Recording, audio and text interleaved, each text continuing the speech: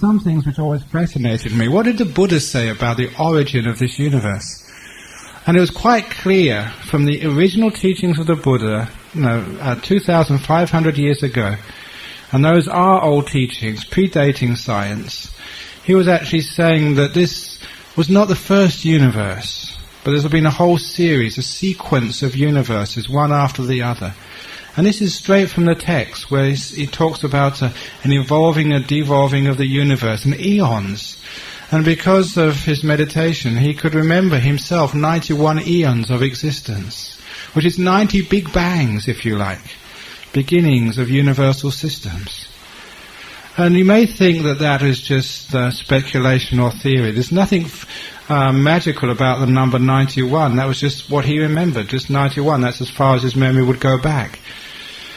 But what really fascinated me was that the age of that universe. And what did the Buddha say when the universe would actually begin?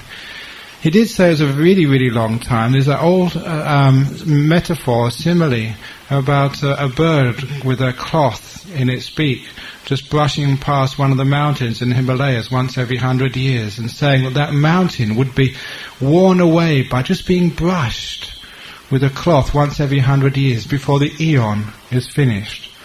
So he certainly gave a huge time scale for the age of a universe. But of course that was no real proper indicator of an age. You can't work out in years or centuries how long that universe is. But when I started reading the suttas in Pali, that there's part of those suttas which are very rarely translated in the Anguttara Nikaya. Even now the English translations are very few, but there's one little sutta there. There's actually a lot of interesting sutras in the Anguttara Nikaya. One of them actually says that there are such things as aliens.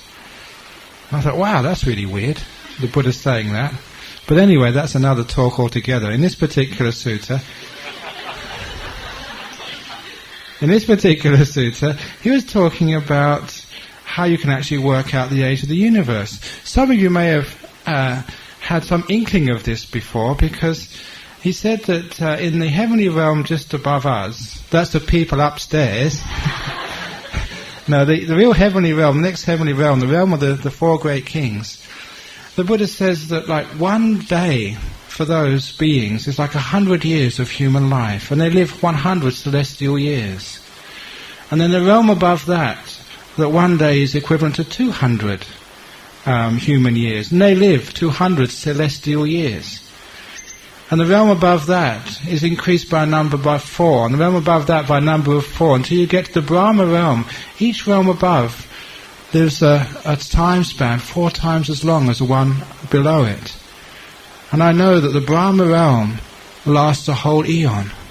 And so I thought, hey, now I've got a means of actually calculating the age of the universe.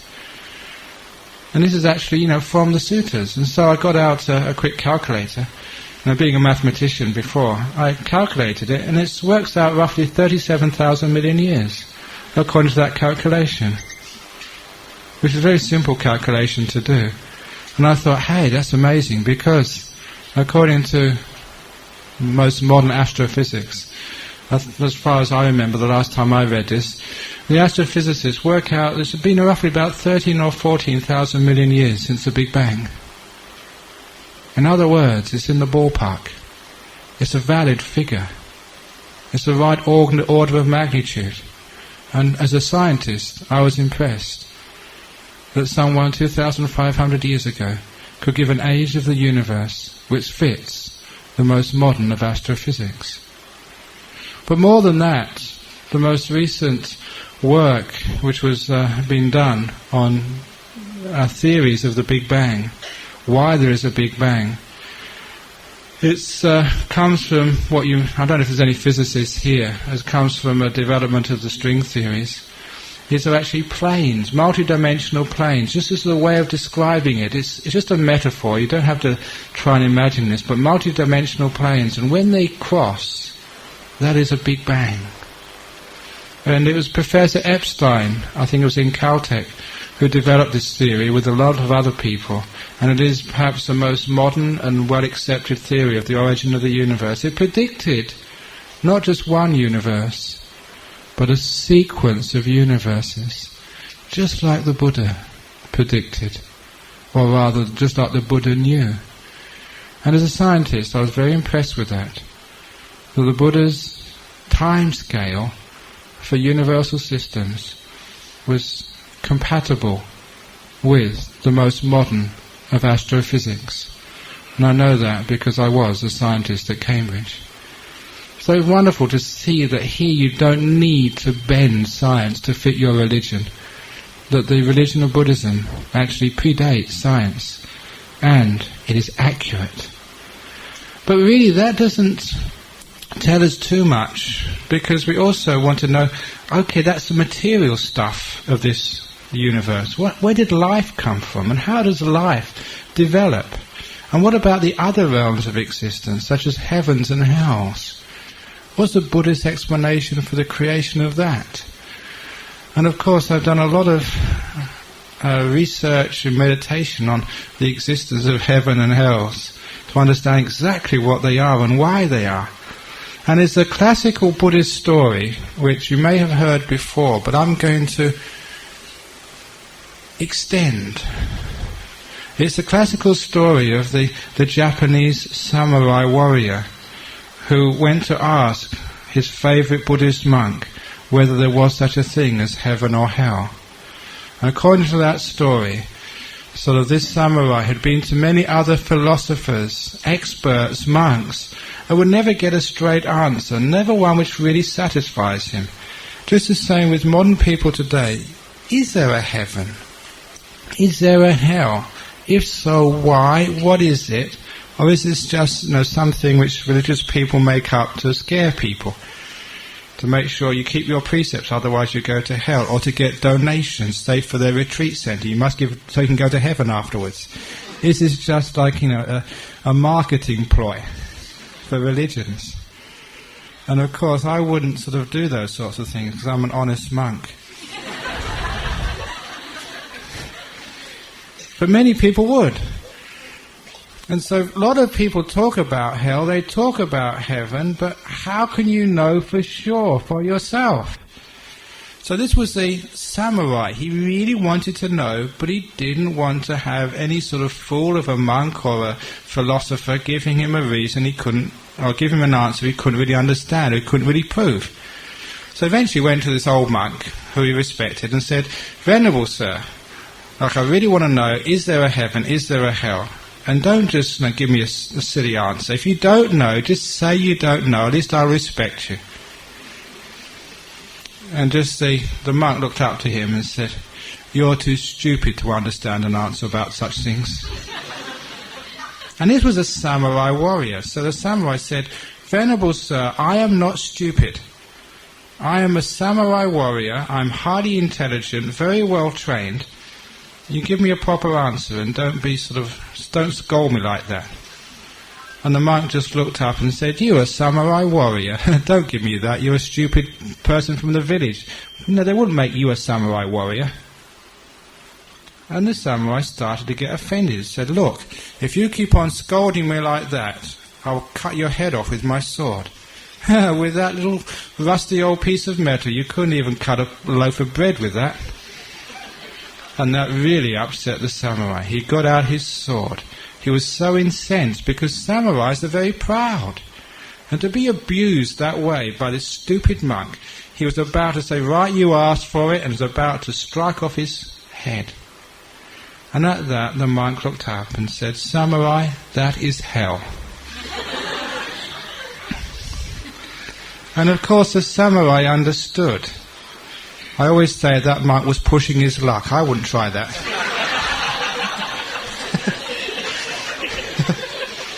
He was very lucky, that monk, because the samurai understood that anger, that ill will, the wanting to hurt and cut off somebody's head, he said, that is hell.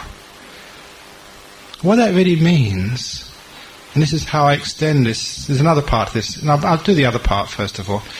And then the samurai said, "Oh, thank you, at last someone has given me a straight answer. Someone can understand, I can feel that. That is my experience. Yeah, I know now that hell exists, and this is what it feels like." So he went down and bowed to that monk. out of gratitude. He said, "Oh, thank you, at last I've met someone who can speak some sense, something I can understand, who speaks from their heart. Thank you, thank you, thank you, great teacher." And the monk looked up and said, "Samurai, that is heaven." Now, that's an old story. Some of you have heard that before. It's a very beautiful story. But to extend it, that monk was saying something far more profound than many people give credence for. Because that feeling of anger, wanting to kill, wanting to hurt, being offended because of your pride, that's what it feels like in hell. Only it lasts much longer. What he was actually saying, he was describing the mind in hell, the emotional state, the feeling state. And if you can imagine that state when you're angry, when you're upset, when you want to do violence to somebody or even to yourself, that's what it's like in hell. Time after time, for endless periods. So you can know that hell exists. And once a person dies, if that's their mind state, when you lose this physical body which changes and actually stops these mind states lasting a long time, in a sort of what's the Buddha called a mind-made body, those states will last for much, much, much longer than in the human realm.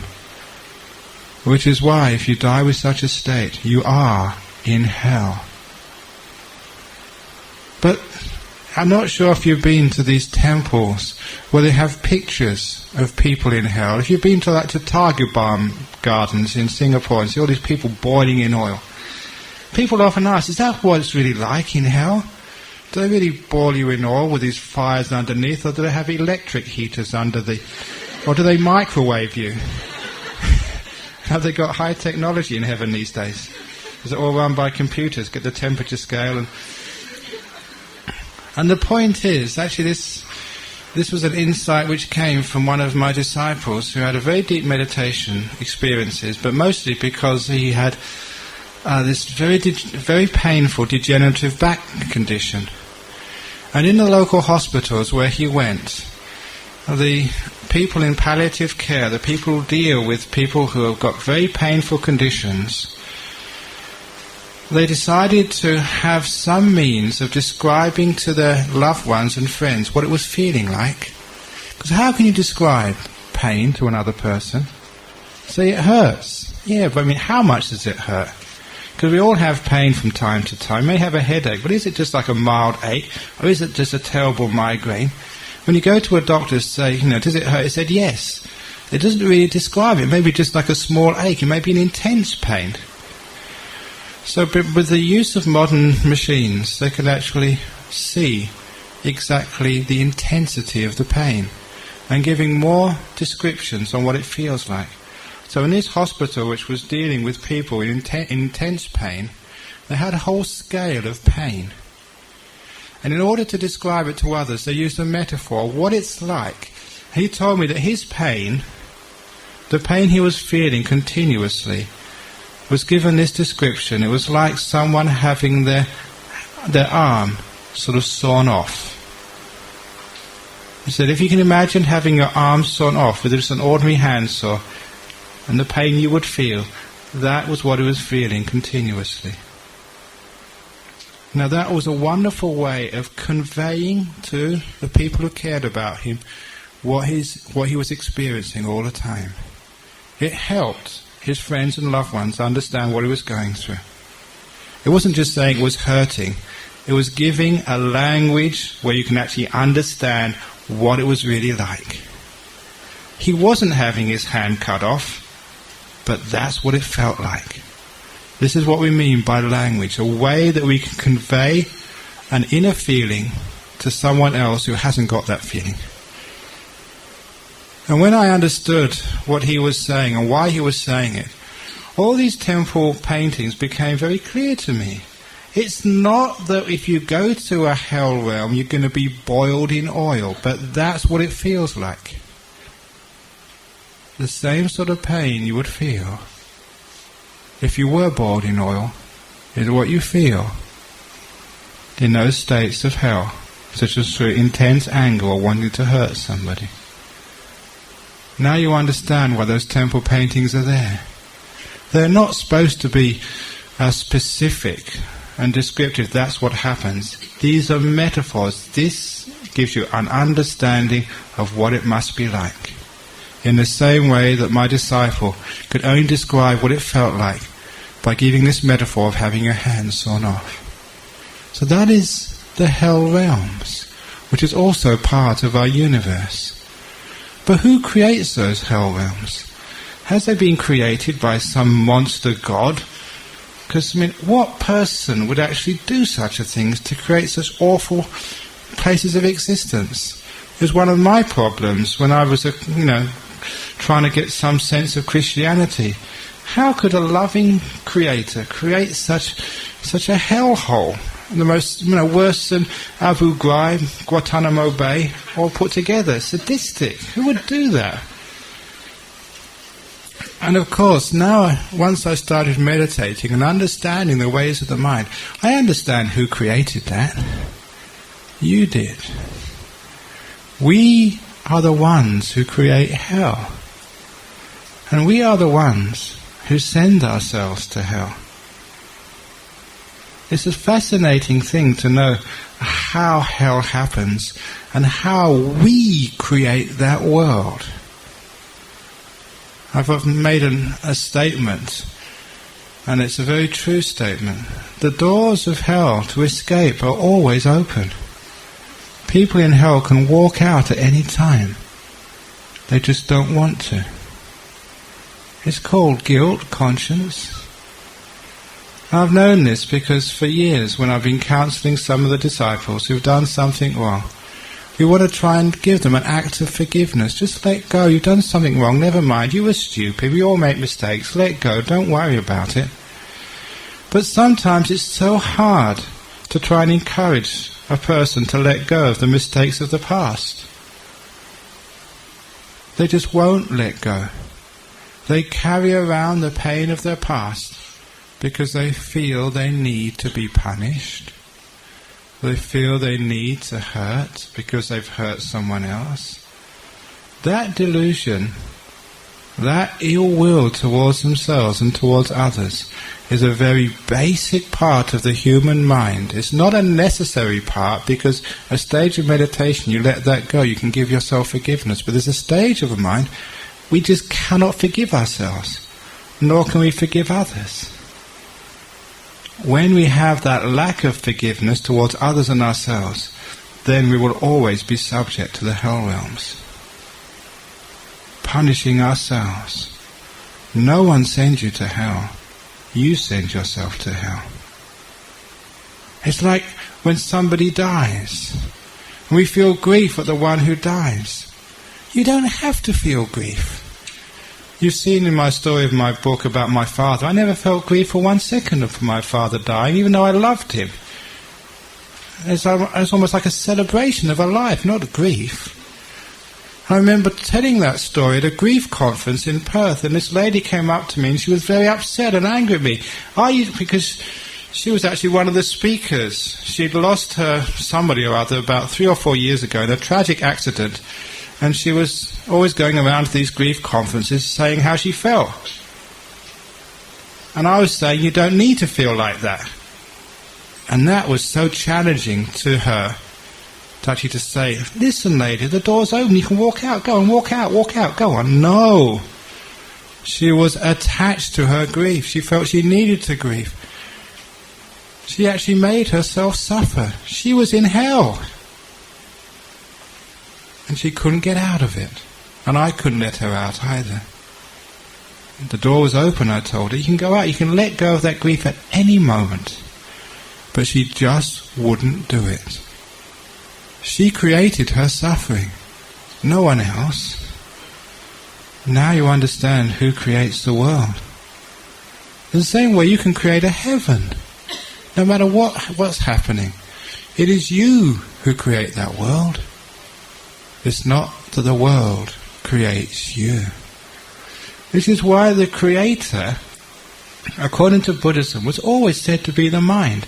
Okay, the universe this world we live in, the matter, that's well understood how that comes about. That comes about through science. It's well understood. You don't need any creator there. But sometimes people say, well, how about like the evolution of beings? How does that happen? Because it's true to say that just chance, just probability, could not explain the development of all the species on this planet. It doesn't need to have just probability, because there's something else which the Buddha said which drives the evolution of beings. And that's craving, desire, wanting. Now that is what drives this whole process of evolution. If you take Darwin's theory and you add Buddhism, and then you get that mixed together, it's just craving keeps changing the species. And there was one piece of evidence which I read, which was a fascinating piece of evidence, again from science, which actually proves this. I'm surprised this hasn't been reported more widely, because this was the evolution of a species which occurred within the space of only about 10 years.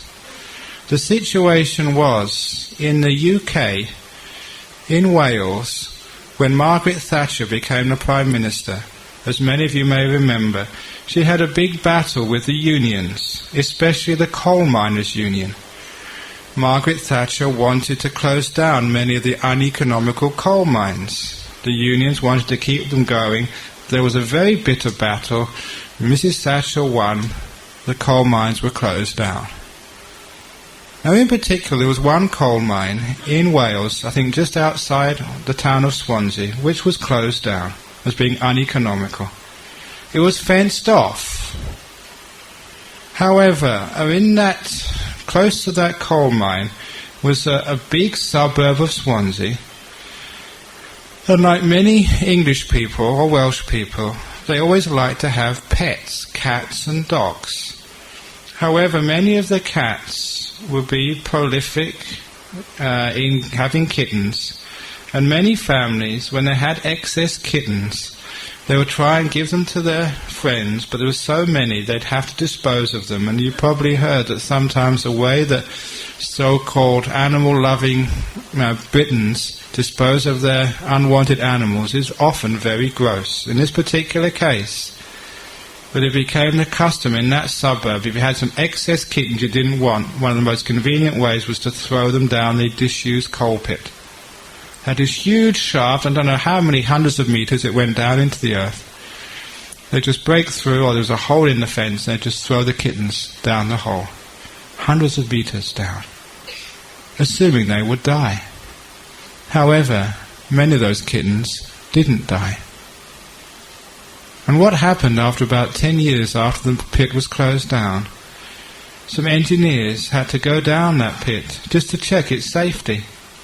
And when they went down to check what was happening in the bottom of that coal pit, they found a new species of cat had developed. I saw the pictures in the article, which was strange. I'd never seen any being like that, because the cats had become blind. Down there, hundreds of meters underground, you could not. There was no light. You didn't see anything. So the eyes had become closed. But what was really strange, the ears had grown very, very large. Much larger than you'd see in any cat. In fact, they were so large, it qualified as a completely new species of cat, if you could call them a cat. Because they needed those ears, both to fend off other aggressive cats from attacking them, to find their food, and also to mate. Because it was dark, they needed those ears. They craved more sensitive ears. And in the space of 10 years, those ears developed. You understand why? Because of craving, it happened. Sometimes you wonder why people are growing taller in most societies. I'll tell you why people are growing taller. Because they want to. Craving can see the change in our species.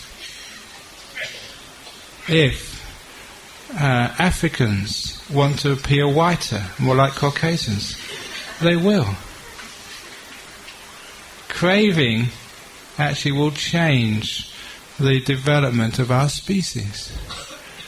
Now you understand just why species develop the way they do. It's just not natural selection. It's craving actually changing just the way our species develop. Now you understand just how there is the answer to the Christian saying it's just not possible with probability. Of course it's not possible with probability. When you have craving involved there, you can understand just how this world develops. Because craving is what comes from the mind, and the Buddha said the mind is the forerunner of all things. It's the mind which creates these things. It creates the change in our species, which was seen in that example of the cats in the coal mine in Wales. And it also changes our species. It is the mind which creates the heavens. It's the mind which creates the hells. And it's the mind which creates our world. You've all experienced, many of you, when you've fallen in love.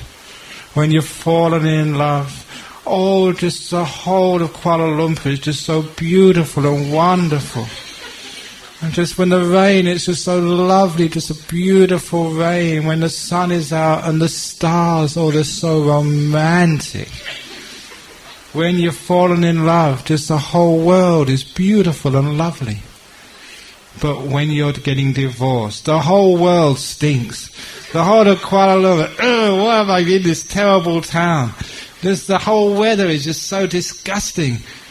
Now you understand how you create your world. I know that many years ago, Ajahn Sumedho, who's the abbot of our monastery in England, when he was with Ajahn Chah, sometimes he'd have a bad time. He was suffering. And he told me once that Ajahn Chah came up to him one day and said, "Is this monastery suffering, or are you suffering?" And he realized that the monastery doesn't suffer. The monastery is just a monastery. He was suffering. He was creating the suffering in that monastery. Because if the monastery is suffering, he'd be suffering all the time. But sometimes he was happy in that monastery, sometimes he wasn't happy. So for those of you who are married, is it your partner is suffering? Is it their fault? Are they creating your world? Or are you creating the world? Are you creating your partner? Or is your partner creating you? No, it's not your partner's not creating. You're creating them. You create your marriage. You create your world. You can even create your health. You are the creator, or rather your craving is, your mind. When we understand that, the Buddhist origin of the world is not a physical world, the origin is science, it's very well understood. But the other part of the world, which is the mind, your emotional world, which is the most important part, you can understand the creator there. It's not some being up in the sky, nor is it science. It's not something out of your control. It's well within your control, because it's you. And that was one of the great insights of the Buddha. You create your world. Even these days, people don't realize just how powerful our minds are. I think I may have mentioned this story to you a few times before, but certainly when I first read it in the science journals, it really shocked me. It was the story of this man in Bristol jail over 100 years ago who was condemned to death by hanging. He was about to be hung the next day. They had capital punishment then. And these two psychologists had permission to perform this very gruesome experiment. They went to his cell the night before and they said, "Sir, the law has been changed. You still have to die tomorrow morning, but not by hanging. And the following morning you will have your throat cut. That's how we'll kill you." And they left this poor condemned man alone in his cell to think about that all night. And of course the poor man never had any sleep. When they came for him early in the morning, they tied the hands behind his back, put on a blindfold, and led him to the place of execution. there, after doing some rites about reading out the sentence, having a priest in attendance, getting his last words, giving him a blessing, they drew the knife across his throat. He fell down to the ground and died. However, what he didn't know was that the person who was drawing the knife was just one of the psychologists, and the knife was blunt. It didn't even scratch his skin. But at the time the knife was being pulled across his throat, one of the other scientists turned on a tap because it was in the prison washrooms. The man felt a knife across his throat. He heard the sound of liquid coming out. He thought he'd had his throat cut, so he decided to die. And he did die. There was nothing wrong with him at all. It was one of those examples which shows how powerful our mind is. In perfect health, we can literally think ourselves to death. I don't know how many of you have seen people with cancers who have thought themselves to life. One of my disciples is a fascinating fellow. He's also from London. He's a bit older than me, maybe 10, 15 years older than me. He had lung cancer. Both lungs completely riddled with the cancer. So bad that when he went to his specialist, the specialist showed him the x-rays and said, surgery is not an option because we can't take out both your lungs. You have nothing left. He said, even chemotherapy or radiation, all it can do, maybe, is extend your life for a few months. But if you want to do that, we'll do it for you. He sent the man home to talk it over with his family and to come back in a couple of weeks to tell him their decision. He told me that while talking with his family, he resigned himself just to let nature take its course. He'd given up hope, maybe a couple of months, that's all he had to live. But when he went back again, the oncologist insisted on doing another x-ray to see how the cancer had progressed. So when he went into the specialist's room, the doctor was looking at the new x-ray, shaking his head. And this fellow, his name is George, still comes to our monastery, thought, oh my goodness, it's worse. I haven't got months, maybe only days. So he asked the doctor, come on, give it to me straight. How many days have I got? It's got worse, hasn't it? And the doctor looked up and said, look, I'm not shaking my head because it's got worse. I'm shaking my head because it's disappeared.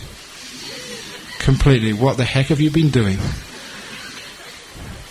Within 2 weeks, and this was not theory, this was real because the x-rays were there. He showed in the 2 x-rays, one was riddled where there was no possibility of much of solution at all, and the other one was completely clear. What have you been doing? And George said, meditating. And George said, carry on.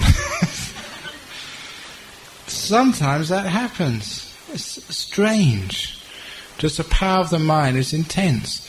You can create with that mind if you really know how to use it well. So when we talk about the origin of the world is not some sort of God outside of yourself. The origin of the world is not some sort of laws of science which are completely outside of you and it's all fate and you can't have any control over this at all. You create your world. You create heaven and hell. And you can even create the situation where you never need to go to hell again. For those of you who know a little bit more about Buddhism, have you ever heard that if you become a stream winner, that you don't need ever again to go to the lower realms of hell or the animal realm or the ghost realm? Why does that work? I'll tell you how that works. Because once you become a stream winner, once you understand the absence of this self, this ego, you can forgive all those faults. Even though you may have been naughty, you may have done things which were wrong, you can absolutely forgive them, let them go and move on. You don't need to punish yourself anymore. This is where you understand what forgiveness is all about. The stream winner has got that down perfectly. Why do we need to punish other people? Why do we need to punish ourselves? Punishment very rarely works. Compassion, forgiveness works much more powerfully. In fact, it's incredibly powerful when you've done something wrong and you expect punishment and someone comes up and forgives you and shows you kindness.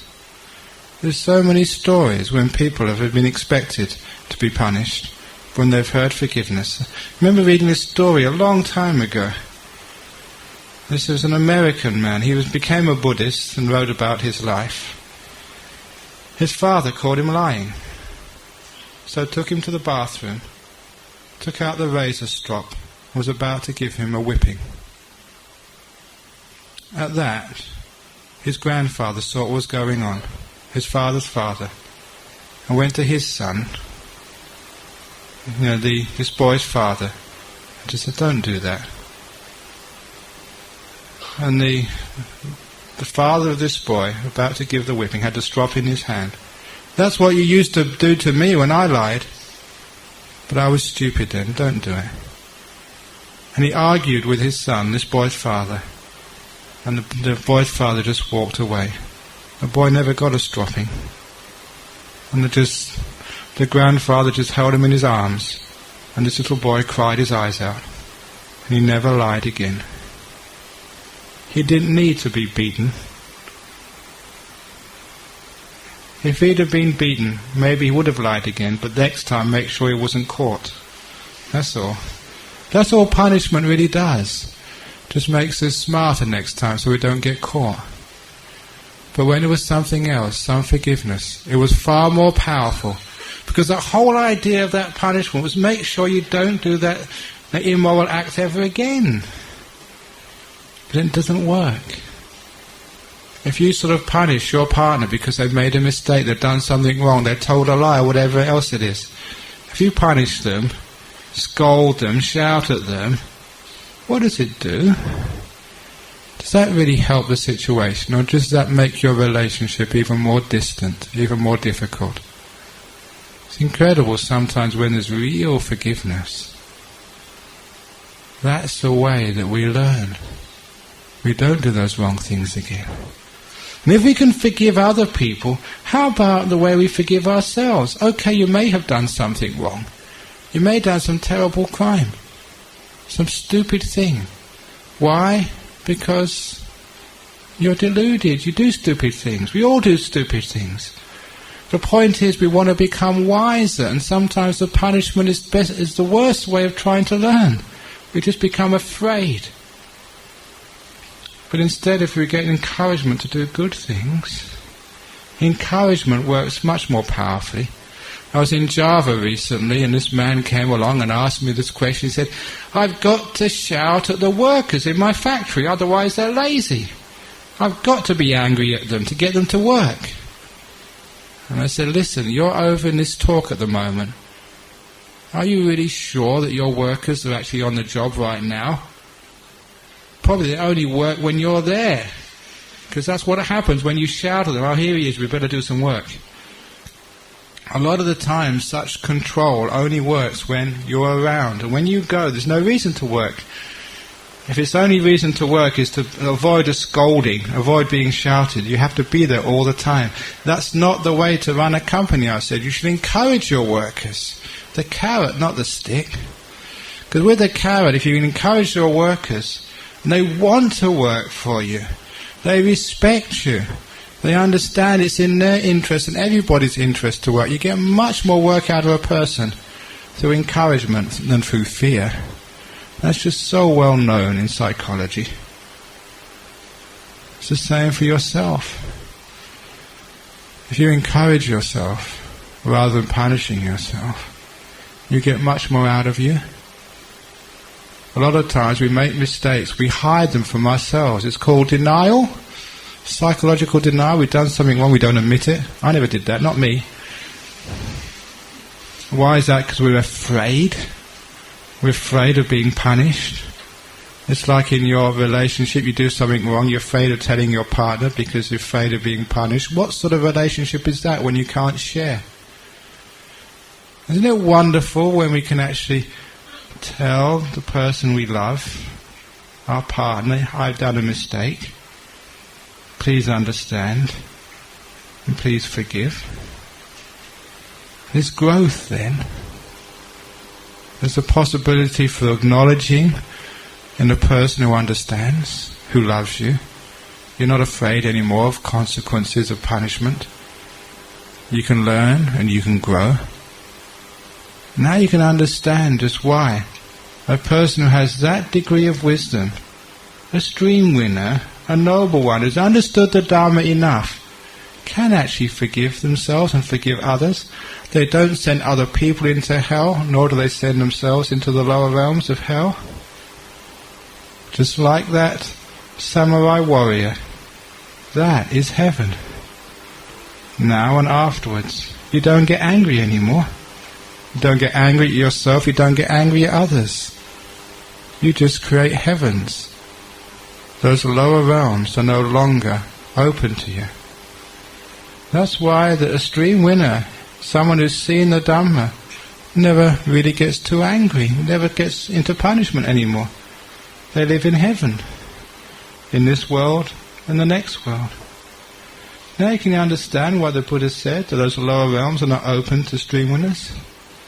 Because we create those realms, and it doesn't make any sense to create the lower realms for oneself anymore. So this is what we mean by the origin of our world. The origin of the world is ourselves. We create those worlds.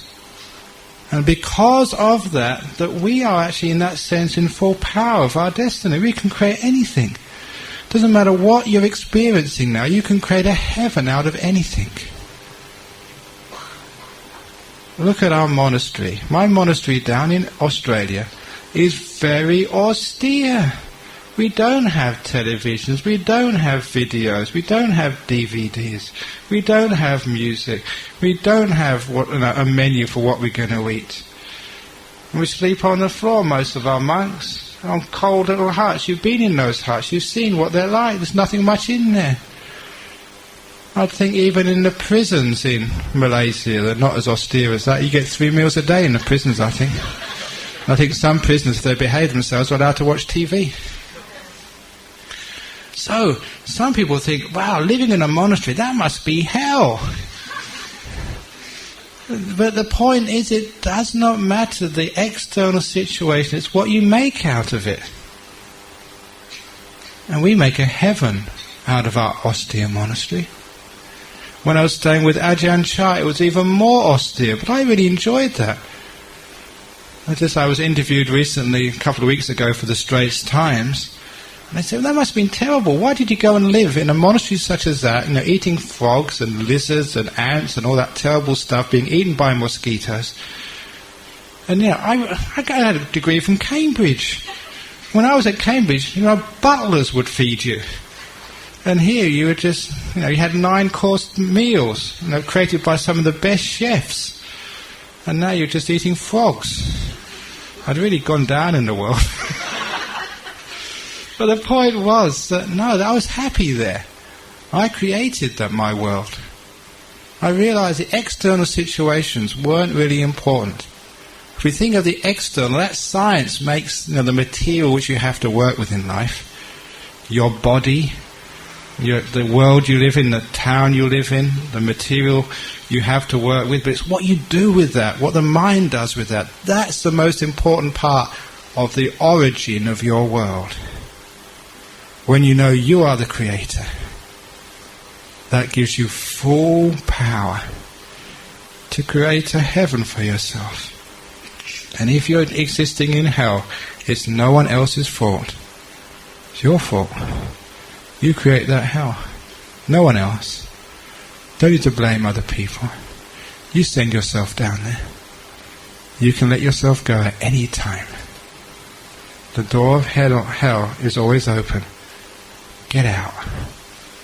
The door of heaven is always open. Walk in. Come in.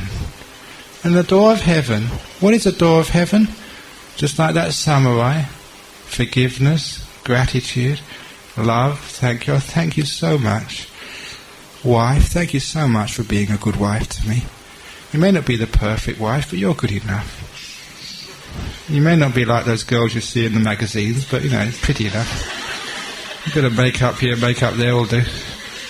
And husband, you may not be the sort of the coolest guy, but you're cool enough, that'll do. Little child, you may not be sort of the best at school, but yeah, you're good enough. Thank you, kid, for being sort of my son, being my daughter. See how you can create the world? Just like that samurai, you're having gratitude, friendliness, metta, forgiveness. That is how you create a heaven for yourself. Oh, there's this story which the German monks in my monastery read out to me once, because in my monastery you have people from all sorts of different nations, and there's a couple there who are German-born monks. Actually, they're brothers. Their mother's very upset at me. She only had 2 sons, and both became monks. She said, "Couldn't you leave me one?" To have some grandchildren, I got them both. But they were talking about this German book, because someone had written a book about Germans who had out-of-the-body experience, had some accident or died on the operating table, I forget which, went floating out of his body and went sort of going off to this, what he described as a shed, a building. And this is, this is from a Christian family, not a Buddhist. And he went to this is how he described it, because in the mind this is not exactly how it is, but this is just how you perceive what's happening. He went to the shed, someone was waiting for him, said, "What's your name?" Looked in the book, said, "You're not in here, you're not supposed to be dead. Go back." You know what happens to many people that have near-death experiences? They're told by somebody you're not supposed to be dead, so they go back into their body again and they wake up.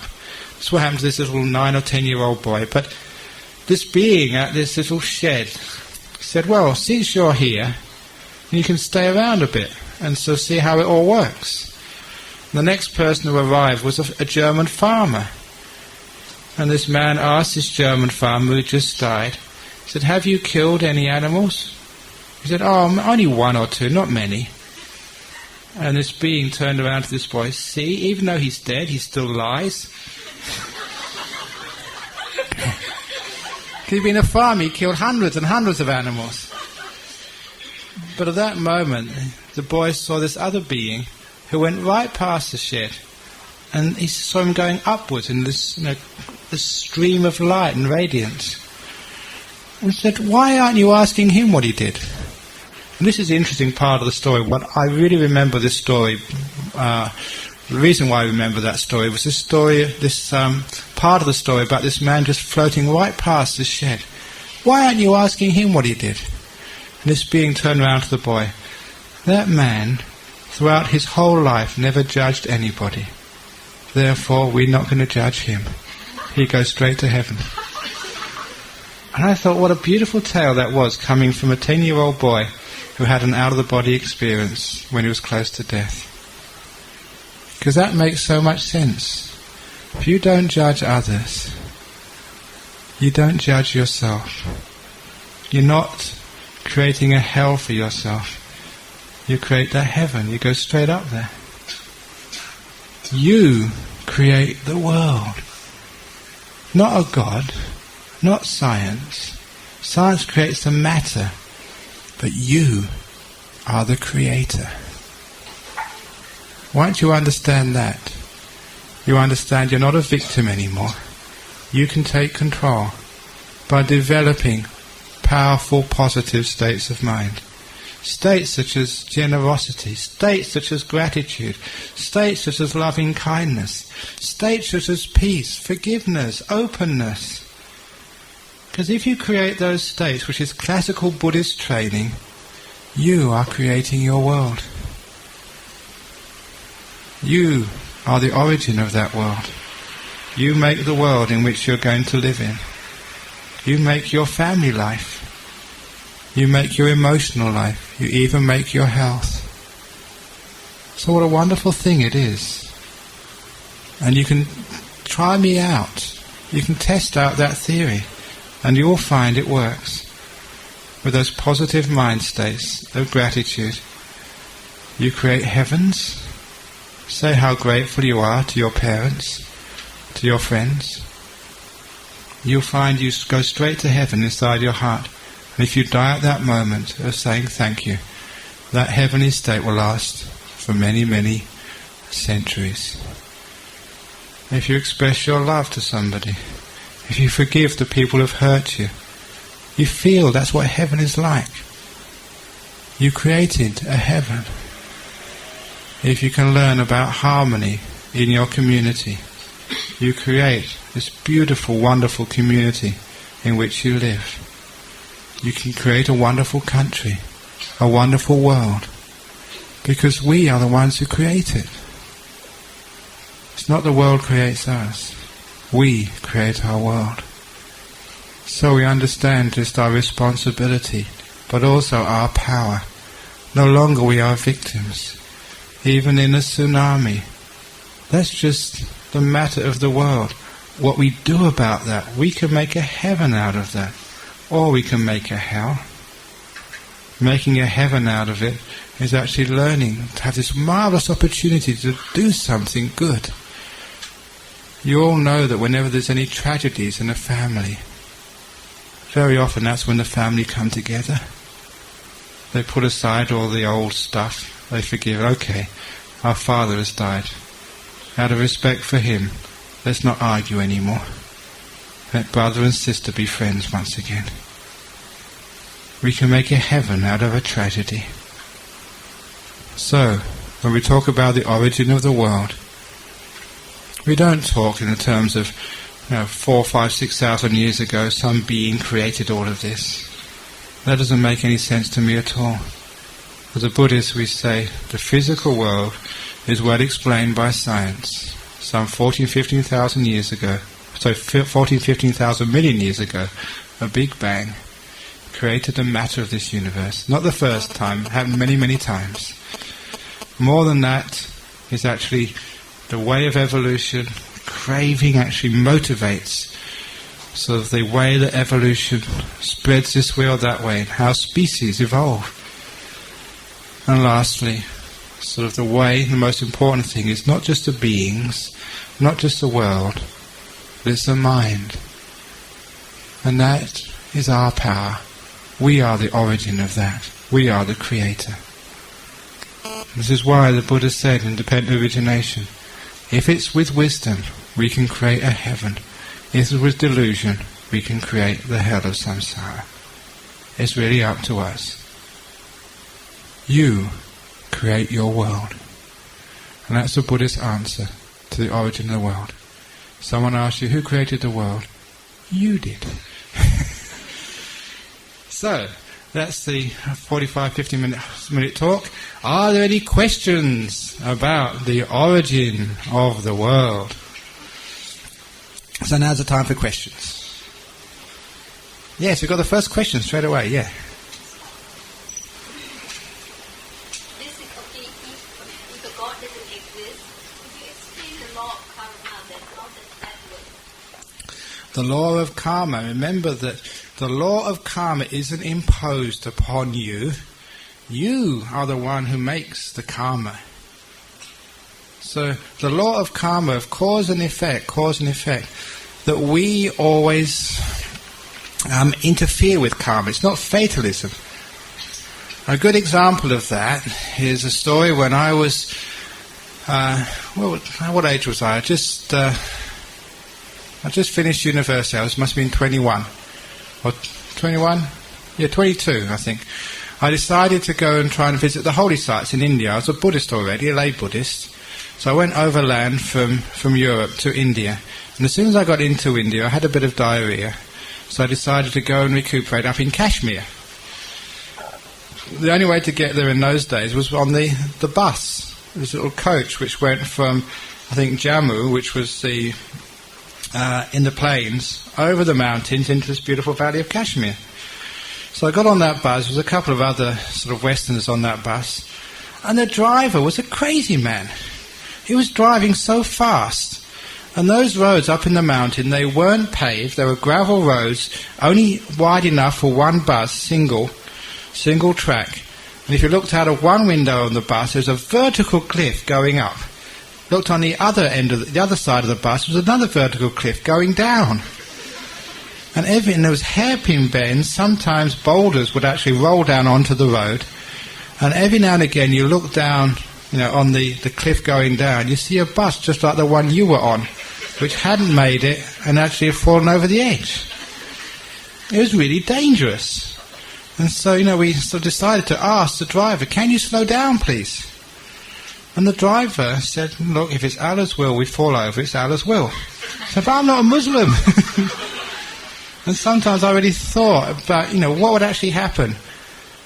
Okay, if it was like a Christian, they'd say it was God's will you fell over. A Hindu might say it was the law of karma. What would a Buddhist say? What do Buddhists say? The reason why they fell over because it was a bad driver, not karma. Now you understand the law of karma. It's a bad driver. It's the karma you're doing now. That's the most important one. It's what you're making of the situation. Okay, so, you may have sort of a cancer, say, because, you haven't been sort of looking after your body, too much stress or whatever. Now that's sort of, the karma from the past. But the most important part is what you're doing about it now. Because I know many people who've had cancer have made a heaven out of it. And so many people I've met who've come up to me afterwards and say, that's the best thing which ever happened to me. I met so many wonderful people, and I never realised just how many people really loved me, how many people cared about me. It was one of the most wonderful times of my life. They made a heaven out of that disease. So it's not the thing itself, it's how you deal with it. You have a tragedy like a death. How are you dealing with that? You can make a heaven out of anything, I've found. So, the law of karma is always interactive. It's not like watching a movie. It's an interactive video. And a movie, it's already set out what's going to happen next. That's fatalism. This is interactive, where you can actually change the plot at every moment. So you never know what's going to happen next, because you are always interfering with the sequence of events.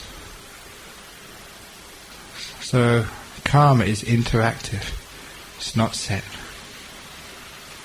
Does that make any sense? Sort of? Yeah. Is that exactly what you meant when you questioned? Yeah. Okay, for example, if a baby, a little baby is born blind, for instance, people think it's because of what he was in his previous life. Yeah, okay, you're asking if a baby is born blind, is it because of what he did in the previous life? That may be the case, it may be just something else, because the Buddha said not everything is due to karma. Maybe it's because there was a doctor who helped with the birth, was a bit heedless and did a wrong procedure. It could have been because the mother sort of was taking prohibited substances or drinking or whatever. I don't know much about medicine, but sometimes it's other people's fault, not the baby's fault. But the point is, even if you're born blind, it doesn't mean that you can't grow in happiness and make something out of that life. Because I know many people who have had disabilities and become wonderful people. And they're happy, they made a heaven of their disabilities. I know other people who have just got all the great faculties. They've got rich parents, they're beautiful, they're talented, they're intelligent, and they seem to have so much good karma, they make a mess of their lives. So they're getting into drugs or doing stupid things. So it's actually what you make of what you've got.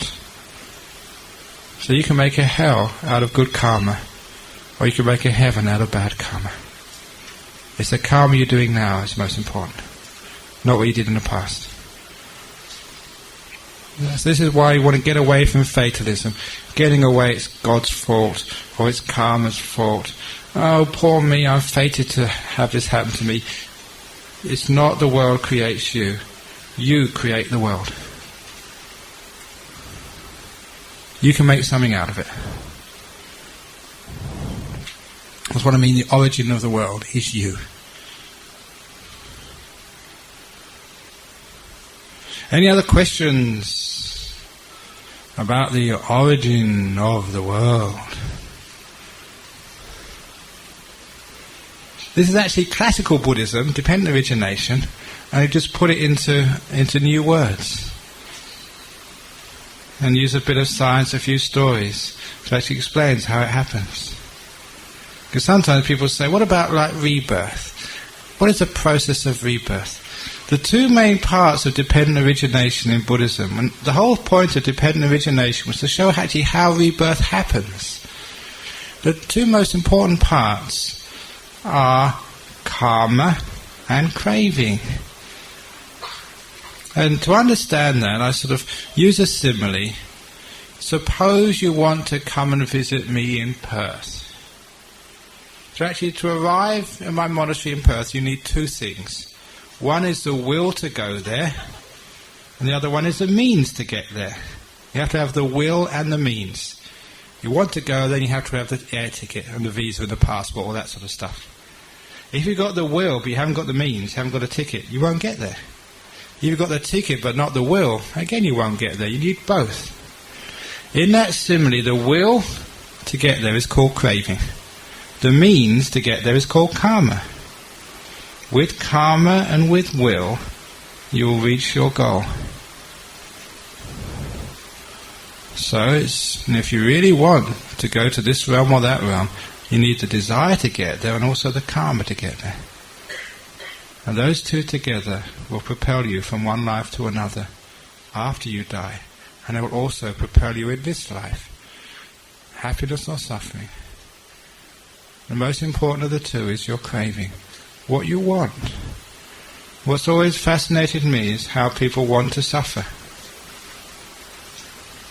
To me at first it was crazy. Why do people put themselves through so much pain and suffering? You don't have to do that. But people like it. Like sometimes you see me teach meditation, for example. It's like, just take it easy, be compassionate, be kind, sit on a chair. People say, no, I don't want to sit on a chair, I want to suffer, I want to have pain. Crazy people. And you think that, if you don't have pain, you won't get to Nibbana. And look what the Buddha did. And before the Buddha became enlightened, before he sat under the Bodhi, for 6 years, he tortured himself. Not eating, I don't know, all the other ascetic things which he did. And the first teaching the Buddha gave after he became enlightened, what was the first teaching the Buddha gave after he became enlightened? The middle way, yes. So what was the middle way? He said, listen, please, don't hurt yourself. Don't go to such extremes. But do people listen to that these days? No, I'm going to sit for 2 hours. Even though it hurts. I'm going to get enlightened. Come on, 3 hours, 4 hours. I'm going to fast till it hurts. I'm going to sit on the floor. I'm going to make myself sit on the floor. We go through all these penances. I've hurt someone. I'm going to torture myself. I'm going to punish myself. This is called guilt. I can't understand why people do that. The Buddha said that's not the middle way. Forgiveness is the way. Forgive your partner. If they've done something wrong, forgive them. Doesn't matter what they've done wrong. Forgive them. Show your love. If you've done something wrong, forgive yourself. That's the way to heaven. It's also the way to Nibbana. It's called letting go. It's called giving, charity. Aren't you into dana? And one of the greatest acts of giving is called forgiving. Isn't it wonderful? You feel so free when you've forgiven someone. It's not a problem anymore. You're free of it. If you carry it around, it's a burden. A burden of hatred. A burden of pain. a burden of putting yourself in hell. You don't need to do that anymore. Forgive. One of the great acts of giving, forgiving. Do it to yourself, do it to others, and you create a heaven.